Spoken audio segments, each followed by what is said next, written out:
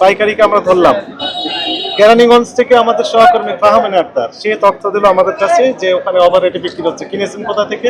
পোস্তগোলা শ্যামপুর থানার যে পোস্তগোলা ব্রিজের জোরাইন বালির মাঠ, সেখানে একটি প্রতিষ্ঠান থেকে। সেইখানে গতকাল আমরা অভিযান পরিচালনা করেছি। ওইখান থেকে আবার তথ্যের ভিত্তিতে এইখানে আমরা আসলাম। কিন্তু এনার কাছে এসে আমরা অনেকটা কি বলে বোবা হয়ে গেলাম, কারণ উনি আর তথ্য দিচ্ছেন, মুখ খুলছেন না কার কাছ থেকে কিনেছেন। এই তথ্যটা পেলে আমরা পরবর্তী যে স্টেপ প্রয়োজন আমরা রিফাইনারি পর্যন্ত যেতে পারতাম। জাতীয় ভোক্তা অধিকার সংরক্ষণ অধিদপ্তরের মহাপরিচালক মহোদয়ের নির্দেশনায় দেশব্যাপী একযোগে এই ভোজ্য তেল, সয়াবিন তেল এর সরবরাহ এবং মূল্যের পরিস্থিতি স্বাভাবিক এবং রাখার লক্ষ্যে অভিযান পরিচালনা করা হচ্ছে। এরই অংশ হিসেবে ঢাকা মহানগরীতে 6টি টিম আজকে বের হয়েছে। আমরা এই লালবাগ এলাকায় আগে থেকে আমাদের কাছে তথ্য ছিল, অর্থাৎ গতকাল আমরা অভিযান পরিচালনা করেছিলাম তথ্যের ভিত্তিতে। শ্যামপুর থানার জোরাইন পোস্তগোলা ব্রিজের পাশে যে বালির মাঠ রয়েছে সেখানে একজন পাইকারি বিক্রেতা, তার কাছ থেকে আমরা তথ্য পেলাম যে উনি ওভার রেটে এই ভোজ্য তেল বিক্রি করছেন,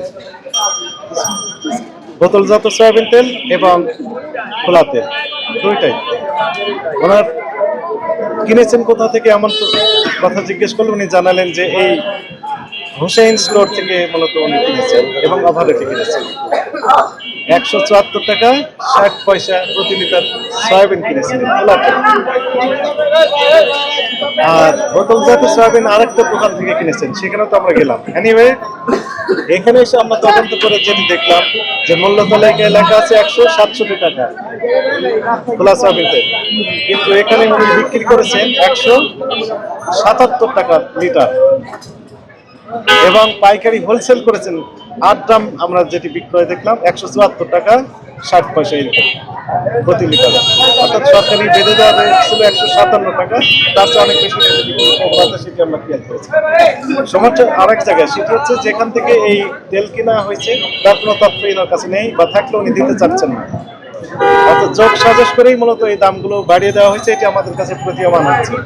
একই সাথে রিফাইনারি থেকে ডিলার এবং পাইকারি এই 3 পর্যায়ে যে কোনো এক জায়গায় আসলে সমস্যাটা হচ্ছে, কেউ কোনো তথ্য দিতে চাচ্ছে না।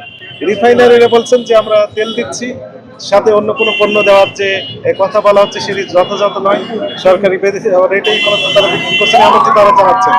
কিন্তু ডিলার পর্যায়ে এসে এবং পাইকারি পর্যায়ে এসে একটু কেমন যেন হয়ে যাচ্ছে, অর্থাৎ দামটা বেশি নেওয়ার যে প্রবণতা সেটা হচ্ছে। কিন্তু পাইকারি এবং ডিলাররা বলছেন যে না, কোম্পানি থেকেই তেল দেওয়া হচ্ছে না, ওভার রেট নেওয়া হচ্ছে। কিন্তু ক্যাশ মেমোতে লেখা থাকছে যে সরকারি বেঁধে দেওয়া রেটের ভিতরে এই অনিয়মগুলো দেখা যাচ্ছে। আরেকটি ডিলারের কাছে আমরা যেটি গেলাম, উনি 15 বছর, ওনার তথ্য অনুযায়ী 15 বছর যাবৎ কোনো পাকা ক্যাশ মেমোর কোনো কার্বন কপি রাখেন না। তার কাছে কি পরিমাণ তেল বিক্রি করছেন কোনো তথ্য নেই, কি রেটে বিক্রি করছেন সেই তথ্য ওনার কাছে নেই। সেই প্রতিষ্ঠানটি জনস্বার্থে সাময়িকভাবে বন্ধের ঘোষণা দেওয়া হয়েছে। তো আমাদের এই যে কার্যক্রম সেটি চলমান থাকবে। ব্যবসায়ীরা যে একজন আরেকজনের উপর দোষ চাপাচ্ছে, কিন্তু ভুক্তভোগী হচ্ছে ভোক্তারা, এই বিষয়ে আসলে বক্তব্য না। দেখেন, আমরা খুচরা পর্যায়ে গেলাম, খুচরা পর্যায়ে বেশি রেটে বিক্রি করার প্রবণতা আমরা খেয়াল করছি। কোথা থেকে কিনেছেন? পাইকারিকে আমরা ধরলাম। কেরানীগঞ্জ থেকে আমাদের সহকর্মী ফাহমিনা আক্তার সে তথ্য দিল আমাদের কাছে যে ওখানে ওভার রেটে বিক্রি হচ্ছে। কিনেছেন কোথা থেকে? পোস্তগোলা শ্যামপুর থানার যে পোস্তগোলা ব্রিজের জোরাইন বালির মাঠ, সেখানে একটি প্রতিষ্ঠান থেকে। সেইখানে গতকাল আমরা অভিযান পরিচালনা করেছি। ওইখান থেকে আবার তথ্যের ভিত্তিতে এইখানে আমরা আসলাম। কিন্তু এনার কাছে এসে আমরা অনেকটা কি বলে বোবা হয়ে গেলাম, কারণ উনি আর তথ্য দিচ্ছেন, মুখ খুলছেন না কার কাছ থেকে কিনেছেন। এই তথ্যটা পেলে আমরা পরবর্তী যে স্টেপ প্রয়োজন আমরা রিফাইনারি পর্যন্ত যেতে পারতাম, যদি তারা রেসপন্সিবল হয়ে থাকতো। কিন্তু এখান থেকে আমরা ক্লোজ করতে হচ্ছে, কারণ ইনি কোনো তথ্য দিচ্ছেন না। তো এখানেই তো সমস্যা, এখানে আমাদের কাজ করা রয়েছে। এবং আমরা গণমাধ্যম কর্মীদের প্রতি আমরা অনুরোধ জানাবো যে এরকম আপনারা তথ্য উদ্ঘাটন করে কোন পর্যায়ে এই সমস্যাগুলো হচ্ছে, প্রয়োজন সেখানেও আমরা ডেস্ট্রিক্ট অ্যাকশন নিব। উনি একটি অভিযোগ করছিলেন যে তেলের সাথে ওনাদের আটা কিনতে হচ্ছে, বা অন্যান্য যে কোন কোন কোম্পানি এই কাজটি করছেন সেই সম্পর্কে আমি তাকে জিজ্ঞাসা করেছিলাম, কোনো তথ্য দিয়ে হেল্প করছেন না। কারা করছেন এই বিষয়ে মুখ খুলছে না, শুধু বলছেন যেটি দেওয়া হচ্ছে, কে দিচ্ছেন সেটি বলছেন না। উনি বলছেন যে ওভার রেটে কিনা হয়েছে, কোথা থেকে কিনেছেন, কি রেটে কিনেছেন, একটু তথ্য দিয়ে হেল্প করেন। গোপনে তথ্য দেন, তবু উনি তথ্য দিতে চাচ্ছেন। এখানেই তো সমস্যা।